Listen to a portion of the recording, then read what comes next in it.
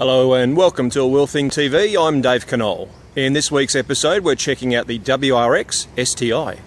Well, in profile there's two major differences between this and the standard WRX. The wheels, of course, which are 18-inch compared to 17s, and there's a very subtle little wing on the back. The best thing about it though is that when you're driving you do have clear rear vision, so it's certainly very good for safety. At the front you have the addition of the STi badge. Take that away, you'd be really hard pressed to tell it from the standard WRX. Even down to the size of the scoop though, apparently the intercooler is a bit bigger to deal with the fact that it's a 2.5 litre engine compared to 2 litres, and it gives you over 200 kilowatts and close to 400 newton metres of torque, which is pretty decent out of a small engine. 0 to 100, approximately 5 seconds. 18-inch diameter wheels, as we mentioned earlier, with some fantastic Dunlop grippy rubber on these things. 245 by 40 on those lovely tuning fork wheels. Brembo brakes, 4 pots at the front, 2 potters at the back. Fantastic stopping ability in this particular car. This is the premium version that we're testing this week. Push button start, foot on the clutch, and everything lights up. And we also get the sunroof once again.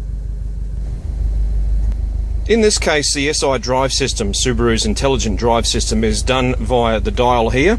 You've also got this rather tricky center diff, and what this allows you to do is switch it in either auto or manual mode. Displays up in here on the dash. We've got it in auto at the moment. Flick that little switch there and it starts to send a little bit more torque either to the rear or to the front. But if we go to manual mode, you can actually distribute that torque a little bit better, a little bit more, all the way through to a fully locked diff. And in a turning circle situation, it makes it very, very difficult. In the STi Premium, we get this lovely insert of Alcantara leather, and we also get this beautiful stitching on the inside of the door, whereas on the standard WRX, it's some nice soft touch plastic. And we also once again get that very punchy Harman Kardon audio system. 2.5 litre boxer engine, the flat 4. That Subaru sound that's so distinctive for this particular car. The thing about the WRX STi is that it is a very hard ride, exceptionally hard ride, and it could be something that would put a lot of buyers off if they're not used to this kind of vehicle. The other side of the coin though, it is meant to be a hard-edged sports car.